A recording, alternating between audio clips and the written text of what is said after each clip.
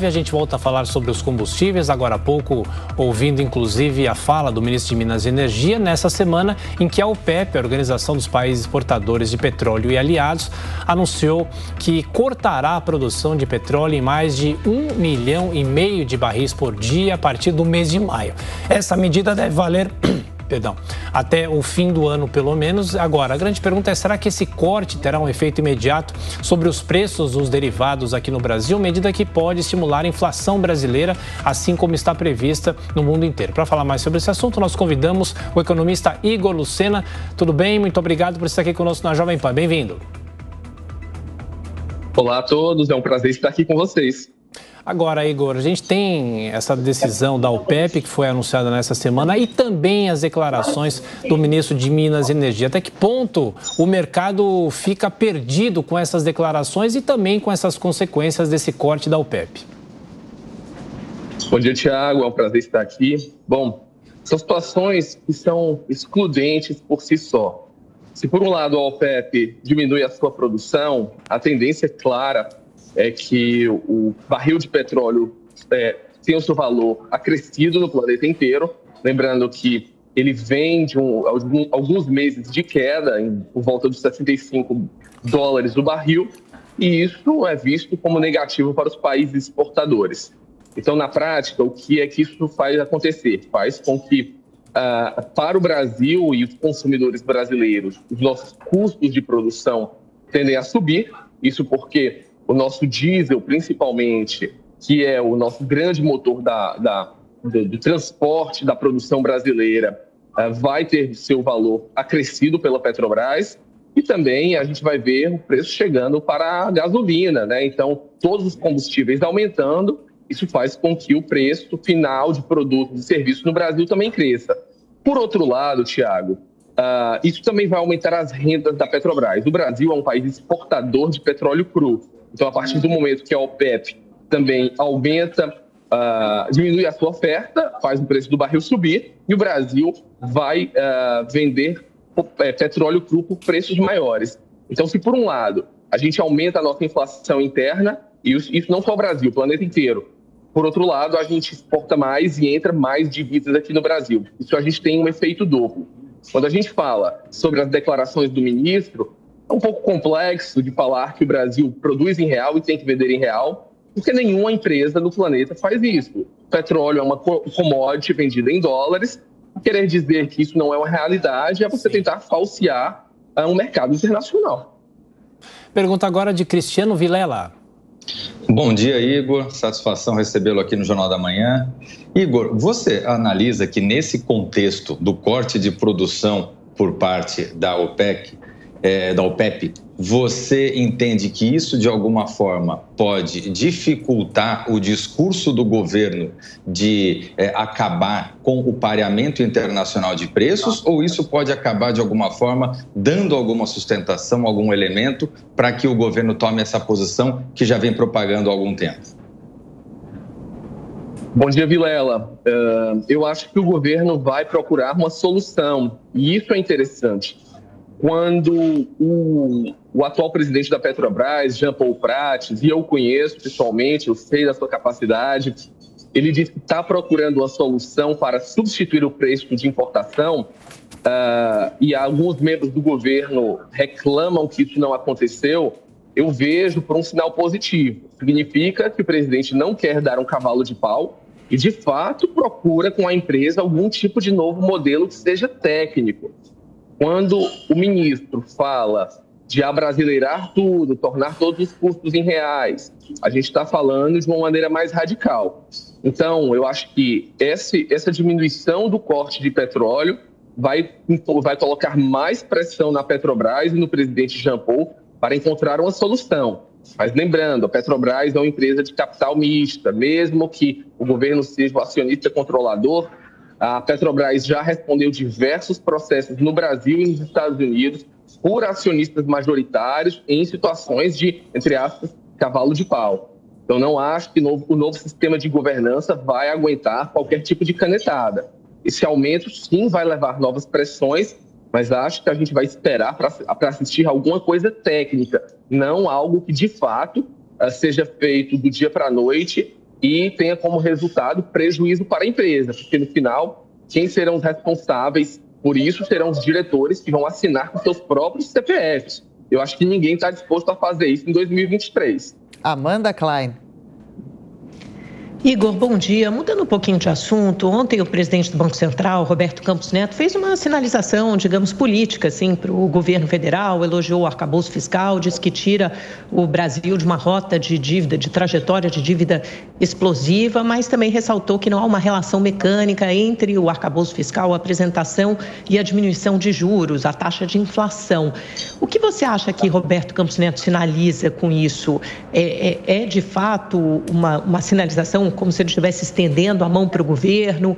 Pode dar algum gás ou algum aval para aprovação desse texto como está? E como você viu o arcabouço fiscal de forma geral?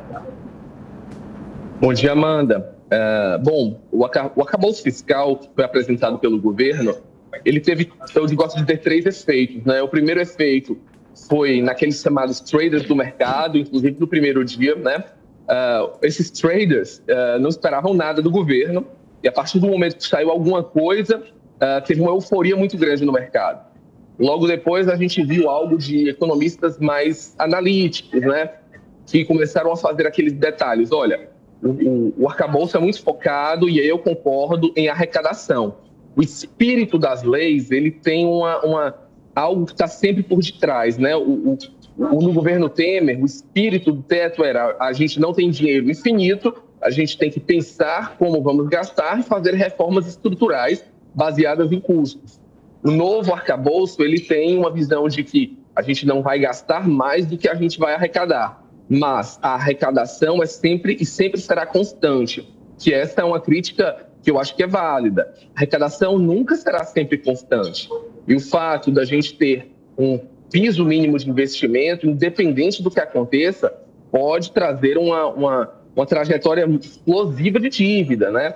Entretanto, o meu ponto de vista com o presidente do Banco Central ele tem boas intenções. Esse arcabouço tem uma visão que pode, sim, em um momento positivo da economia, estabilizar a dívida, mas ele tem que ser atrelado a um conjunto de leis acessórias, né? Então, a gente está falando da própria reforma tributária, a gente está falando de realmente tributar os chamados BEPS, né? A gente não pode deixar que empresas chinesas mandem produtos para o Brasil sem pagar impostos, e muitos deles produzidos com trabalho escravo. Isso está sendo muito negativo para a produção brasileira. Então, quando você junta um arcabouço de outras leis e incentivos, o arcabouço ele tem sentido. Então, o meu ponto de vista o presidente do Banco Central quis passar essa mensagem. Foi um pontapé inicial, eu acredito que o governo está com essa visão, mas precisa ser complementado.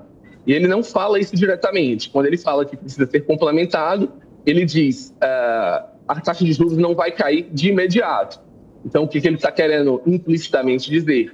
Se tiverem aprovados outros projetos que complementem o arcabouço fiscal, e que de fato tragam a trajetória da dívida para baixo, aí sim a gente vai ver uma queda na taxa de juros. Essa foi, pelo menos, a minha visão nos últimos 3 dias. Mas como o projeto de lei não está no papel, a gente não está conseguindo ver ponto a ponto, isso ainda vai demorar um pouco. E na minha visão clara, tudo que está um pouco afrouxado desse arcabouço vai ser apertado no Congresso. Então, acho que o Congresso vai passar algumas medidas mais restritivas que tornem a trajetória da dívida mais sustentável. Igor, a gente tem acompanhado nesse momento também crescente discussão com relação à reforma tributária. O quanto ela é prioridade ou deveria ser no país e, de alguma forma, ela está vinculada, ela depende do formato que será aprovado o arcabouço fiscal?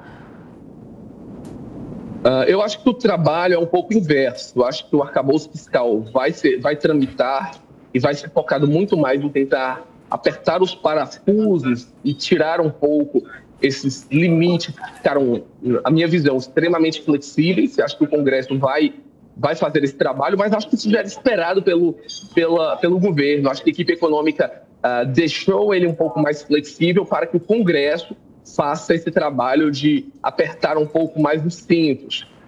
Por outro lado, a reforma tributária, eu acho que ela é fundamental, independente de qualquer coisa.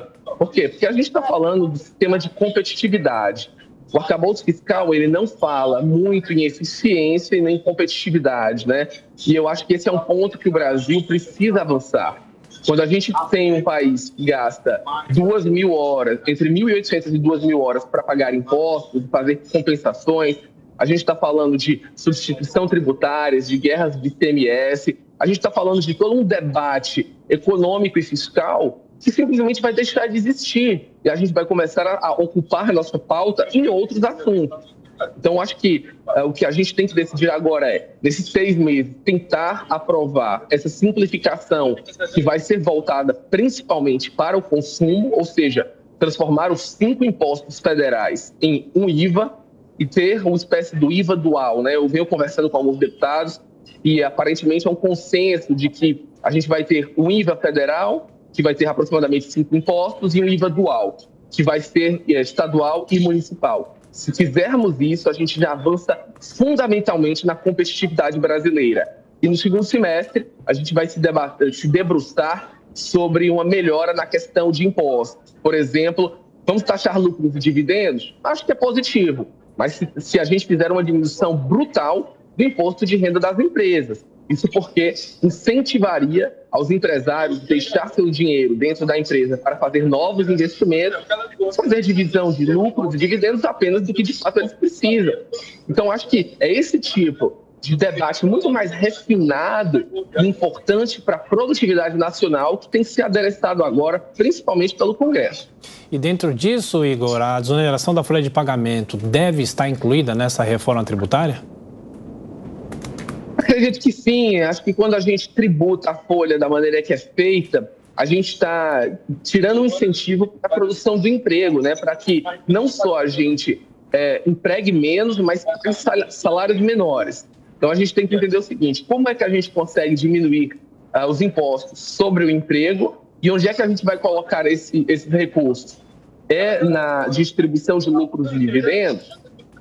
Fazendo a taxação de jogos de azar de uma maneira geral, não só dos bets, mas a gente entrar agora também em cassinos, bingos e outras estratégias. O Brasil tem que parar de ter uma visão de impostos do século XIX, século XX e entrar no século XXI.